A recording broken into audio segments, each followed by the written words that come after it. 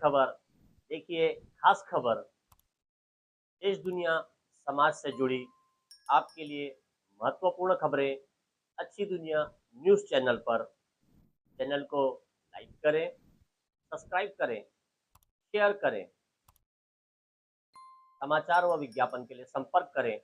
आइए जानते हैं आज की खास खबर। हे नागपूरमध्ये पार पडत आहे। आपण विदर्भामध्ये आहोत। पीछे से आ रहे हैं। आणि मुख्य गोष्ट हीच आहे की या अधिवेशनातून नक्की विदर्भाला असेल, मराठवाड्याला असेल किंवा आपल्या सर्व शेतकऱ्यांना असेल काय मिळालं सरकारकडून, हा एक प्रश्न सगळ्यांनाच पडलेला आहे। आज सकाळी देखील पक्षप्रमुख उद्धव साहेबांनी हाच प्रश्न विचारला की मुख्यमंत्री सहायता निधीमध्ये 100 कोटीहून अधिक शेतकऱ्यांच्या मदतीसाठी आल्यानंतर देखील फक्त 75,000 रुपये हे वितरित गेलेले आहेत, असं RTI मधून कळलेलं आहे। आणि ही माहिती ही खरी असते असं आपण पकडून चालू।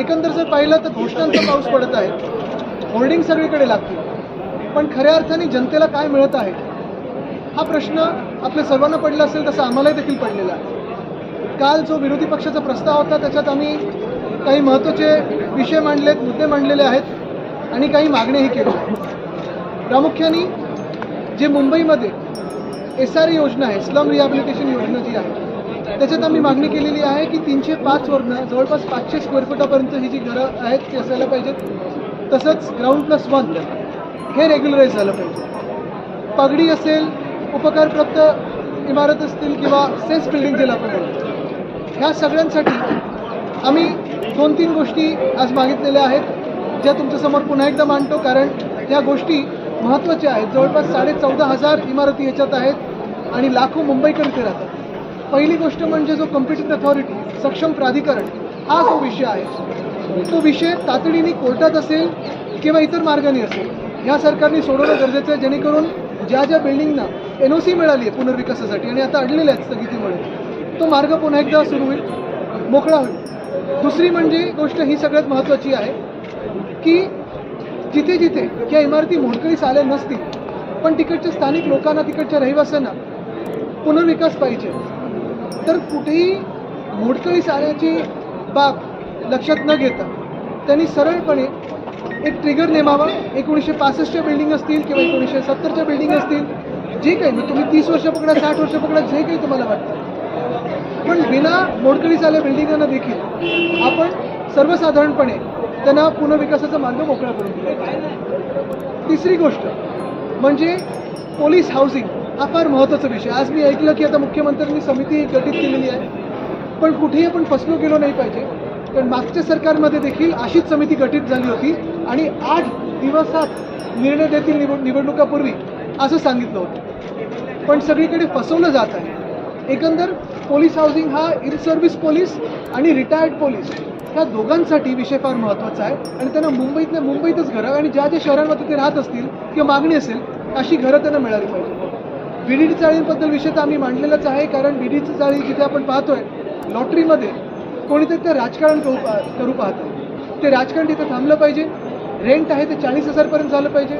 अशा अनेक गोष्टी आम्ही मांडलेल्या, पण त्याच पलीकडे जर आपण पाहिलं तर काल नगरविकास खात्याच्या मंत्र्यांनी ज्या घोषणा केल्या, घोषणांचा पाऊस पडलेला आहे, त्या घोषणांमध्ये OC बिल्डिंग्स म्हणजे ज्या OC प्राप्त बिल्डिंग्स नाही आहेत त्यांच्याबद्दल एक महत्त्वाची घोषणा केली की आता आम्ही जे काही जास्तीचे कर लागतात वगैरे ते सगळे माफ करू। ठीक आहे, हा जनतेला फायदा कदाचित होऊ शकतो, पण दुसरी बाजू ह्याच्यातून ही, आम्ही विरोध नाही करत स्कीमला, पण जो बिल्डरांना तुम्ही पेनल्टी लावणार होता, दंडात्मक कारवाई होणार होती, नगरविकास खात्याच्या मंत्र्यांनी सांगावी की तिथे सेटिंग होऊन बिल्डरांना तुम्ही माफ करताय की जनतेला खरोखर माफ करताय। बिल्डरांवरचा जो दंड आहे तो माफ करताय का, हा देखील प्रश्न, त्याचं उत्तर त्यांनी देणं गरजेचं आहे।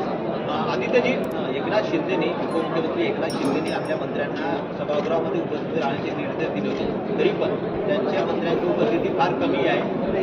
सुधीर मुनगंटीवार जे माजी मंत्री राहिलेले आहेत आणि वरिष्ठ नेते आहेत भाजपचे, ते म्हणतात यांच्या अंगावरती बिबट्या सोडा। 2 दिवसापूर्वी विधान भवनामध्ये बिबट्या आलेला पाहायला मिळाला। बघा, परिस्थिती हीच आहे की एका बाजूला जंगलं कापतात, दुसऱ्या बाजूला बिबट्या जेव्हा शहरात येतो तेव्हा आमच्या सगळ्या आमदारांचे थोडे विषय ज्वलंत होतात इथे, कारण भाजप सरकार जंगलं कापतं म्हणजे बिबट्यांची घरं कापते आणि बिबट्या आपल्या घरात आल्यानंतर आपण अर्थात बोलायला गरजेचं असतं, पण वरचा हाऊस 2 वेळा तहकूब झालं, कारण मंत्रीच नाही।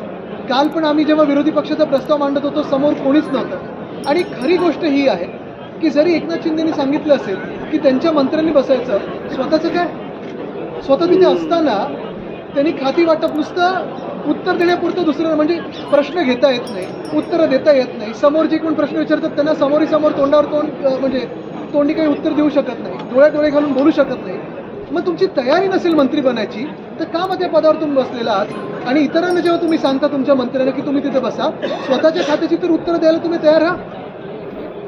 बिबट्या सोडा म्हणतात त्यांच्या अंगावर. जवळपास लाडकी बहीण योजनेमध्ये आता बहिणींना अपात्र ठरवलं जातं. लाखो बहिणींना अपात्र केलं, म्हणजे निवडणुकांपूर्वी सगळ्या पात्र होते, त्याच्यात कितीतरी हजार हे पुरुष पण होते.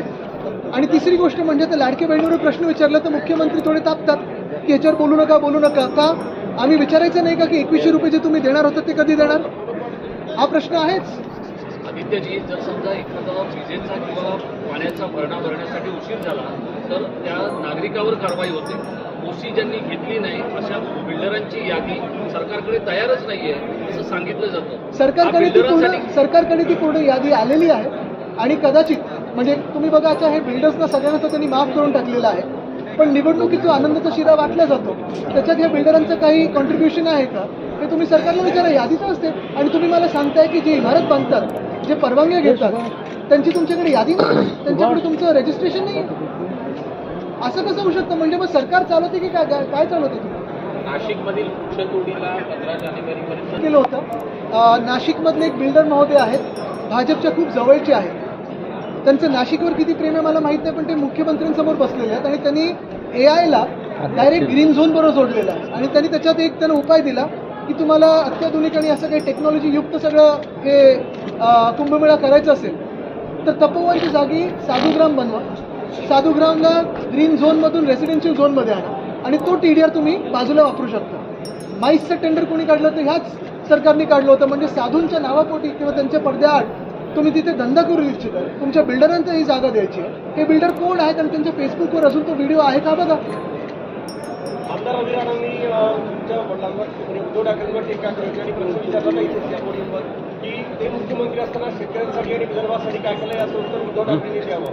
तसं उद्धव ठाकरेंचा बागाचा आता बिबट्या झाला अशी टीका केली की काय सांगतात? काही लोकांना आम्ही त्यांच्याकडे लक्ष पण देत नाही आणि किंमत पण देत नाही. कसले ते